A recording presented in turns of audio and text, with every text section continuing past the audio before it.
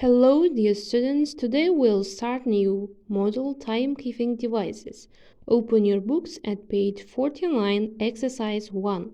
Let's start with new vocabulary. Listen to them, write down, and learn by heart. Burn, cast, divide, existence, fill, flow, lit, obelisk, oil lamp, passing, practice, shadow, stick, sundial, water clock. Now exercise 1. Stop the video and complete the sentence, then check. Paragraph A. They consisted of a flat disk made from stone or wood with marking on it and a stick on top. The shadow cast by the stick in the light of the sun could tell observers what part of the day it was. Paragraph B. Used the shadow created by the sun to divide the day into parts. The practice dates back to ancient Egypt but has not been forgotten. The shadow cast by the Washington Monument in Washington. Paragraph C.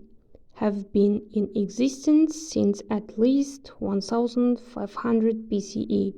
They use the flow of water to measure the passing of time. Paragraph D. Oil lamp clocks were glass containers filled with oil. A wick was placed in the oil and lit as the wick burned and the oil was used up. Now read the text, watch the video and check. The history of timekeeping devices. Let's look at some interesting timekeeping devices used throughout history.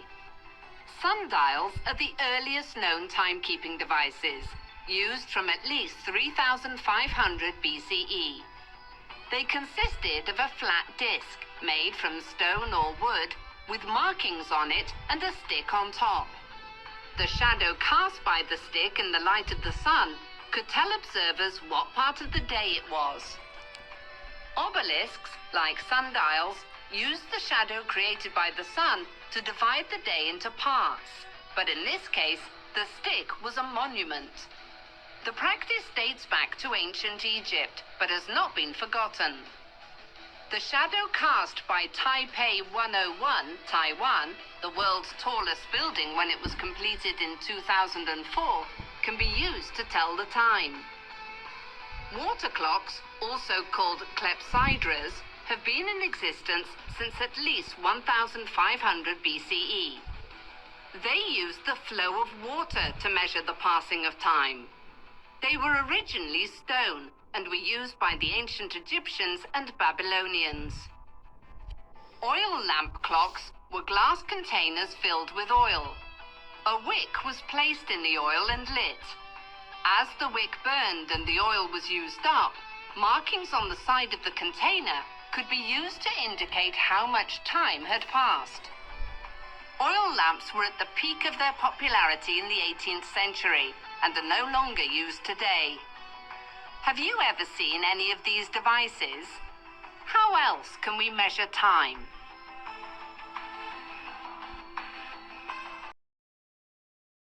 In exercise 2, listen to two students talking about ancient timekeeping device and answer the questions.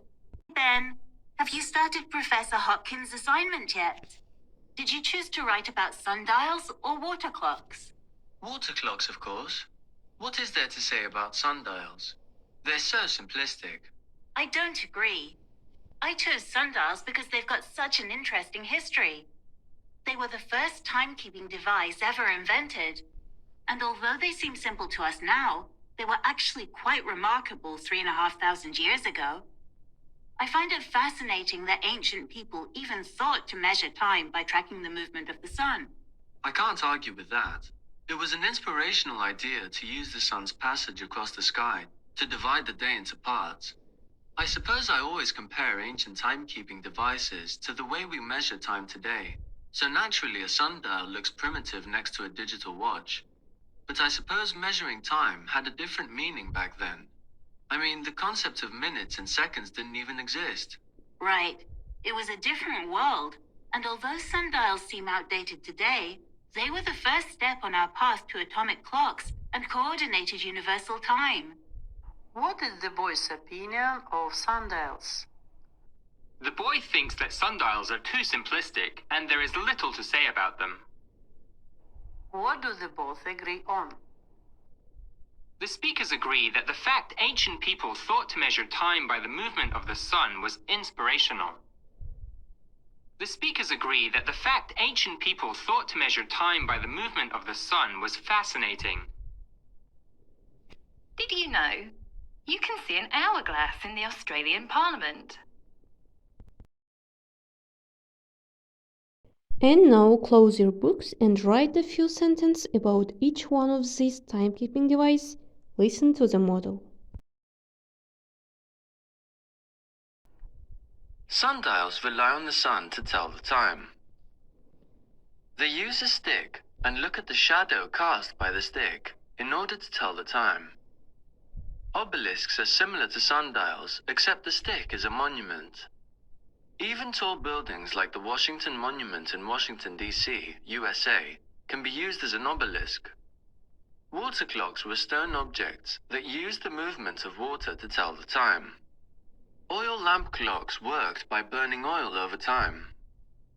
You could tell how much time had passed by how much oil had disappeared from the lamp. And now open your books at page 50 and we are going to discuss timekeeping devices in ancient Egypt. Exercise 1. The picture shows the mercury and how it was used by ancient Egyptians to tell the time. Fill in. Now let's check, listen and repeat. Pole star. Merket. Sighting tool. Bay. Plumb line. Observer. In exercise 2, listen and read the text, then answer the question.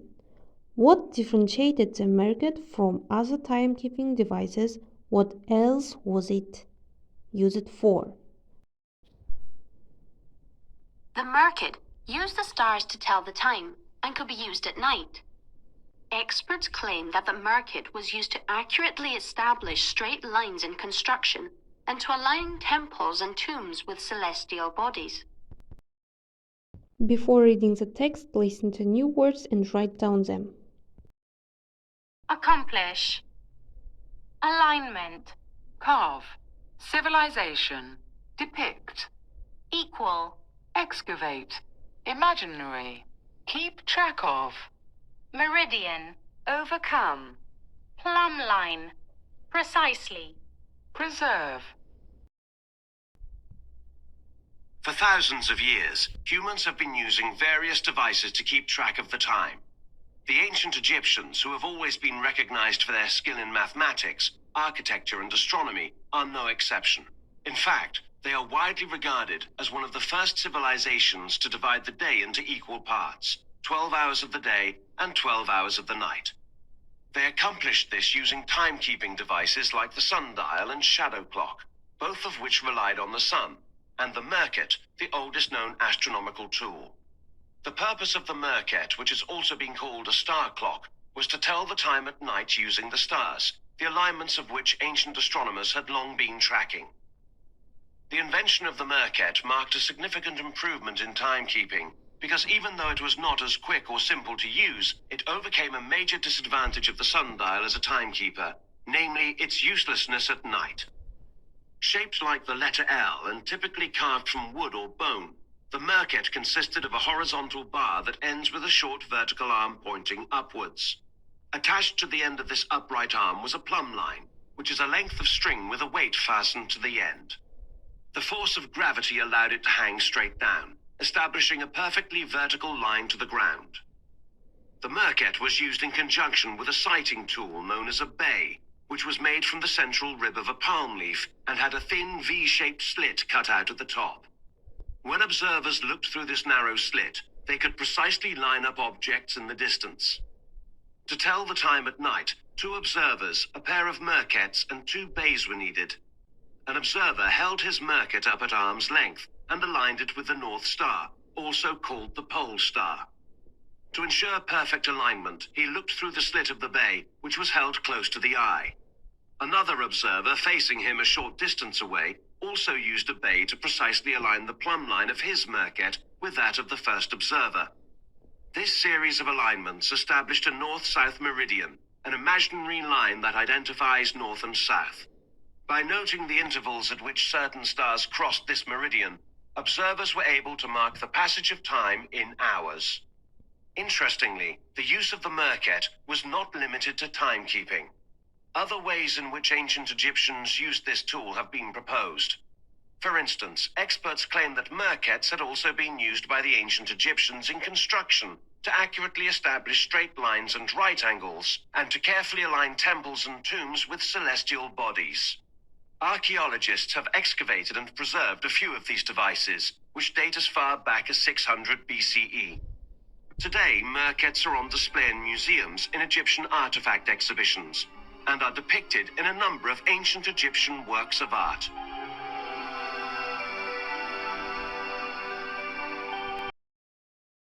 In exercise 3, read the text again. For questions, choose the correct answer. Now let's check. 1. What does the writer say about the ancient Egyptians? They possessed scientific skills and knowledge. What is not true about the merket? It does not require the use of a bay. What was measured to determine how much time had passed? The movement of stars across a meridian line. What is the main purpose of the text? To describe an ancient timekeeping devices. Exercise 4. Match the words phrases in bold in the text to their synonyms. Positions means alignments. Pictured, depicted. Accurately, precisely. Record, keep track of.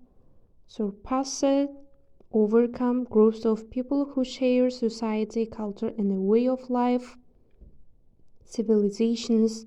Sculpted, carved, kept safe, preserved, non-existent, imaginary, dug up, excavated, achieved, accomplished, identical, equal. Now let's revise our grammar. We use present perfect for actions which started in the past and continue up to the present, especially with stative verbs such as be, have, like, known. Time expressions used with the present perfect for, since, already, just, yet, never, ever, recently, so far. I have been a volunteer at this animal shelter for 2 years. We use present perfect continuous to place emphasis on the duration of an action that started in the past and continues up to the present. Time expressions used with the present perfect continuous for, since, all morning, all day, all week, how long, etc. She has been taking photos of the wildlife all day. We use the present perfect to talk about the past actions which has a visible result in the present. Susan has bought a new hat for her holiday. She looks very smart. And we use the present perfect continuous for an action that started in the past and lasted for some time. It may still be continuing or have finished, but it has left a visible result in the present. Loggerhead turtles have been laying their eggs in this area for many years. We use a past perfect for an action which finished before another past action or before a stated time in the past. The wildlife photographer had never taken a photo of a condor before. We use the past perfect continuous to put emphasis on the duration of an action which started and finished in the past before another action or stated time in the past, usually with for or since. Bill had been climbing for 3 hours before he reached the top.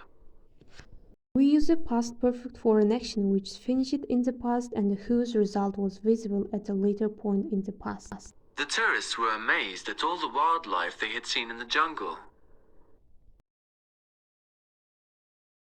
And we use a past perfect continuous for an action which lasted for some time in the past and whose result was visible in the past. They had been hiking for hours, so they were exhausted. And now look at the table of the passive voice. We form the passive with the verb to be in the appropriate tense and the past participle of the main verb. For example, present simple active buys, passive is bought. Present continuous active is buying, passive is being bought. Past simple active bought, passive was bought. Past continuous was buying, passive was being bought. Present perfect simple has bought, in passive has been bought. Past perfect simple in passive had bought, passive had been bought. Future simple in active will buy, in passive will be bought. Future perfect simple Tom will have bought, in passive will have been bought. And modal verbs in active may buy, in passive may be bought. Infinitive Tom needs to buy, in passive needs to be bought. We use the passive when the person, people doing the action is are unknown, unimportant, or obvious for the context. Ilalatau National Park in Kazakhstan was created in 1996. When the action itself is more important than the person, people doing it, as in news headlines, newspaper articles, advertisements, instructions, formal notice process. Bad weather has been predicted for tomorrow. When we want to avoid taking responsibility for an action or when we refer to an unpleasant event and we do not want to say who or what is to blame. Fortunately, only a few people were injured when the train derailed. When we want to emphasize the agent. The book was signed by the author himself. To make statements more formal or polite. Breakfast is served from 7 a.m. to 11 a.m. in the dining room. Changing from the active into the passive, the object of the active sentence becomes the subject in the passive sentence. The active verb remains in the same tense but changes into the passive form. The subject of the active sentence becomes the agent, which is either introduced with the prepositions by or is omitted when the subject is they, he, someone, people, one.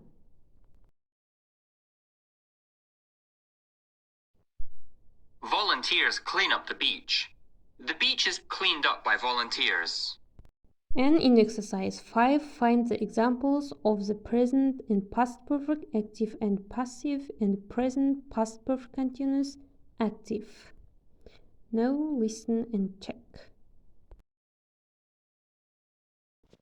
Have been using present perfect continuous.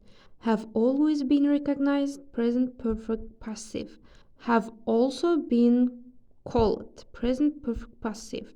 Had long been tracking past perfect continuous. Have been proposed present perfect passive. Had also been used past perfect passive.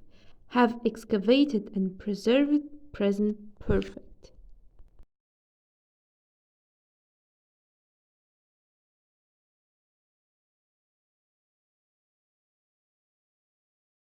Next task is put the verbs in brackets into the correct present or past perfect tenses. Now, let's see the examples. Has everyone already started their presentations on timekeeping devices? Okay, finish this task.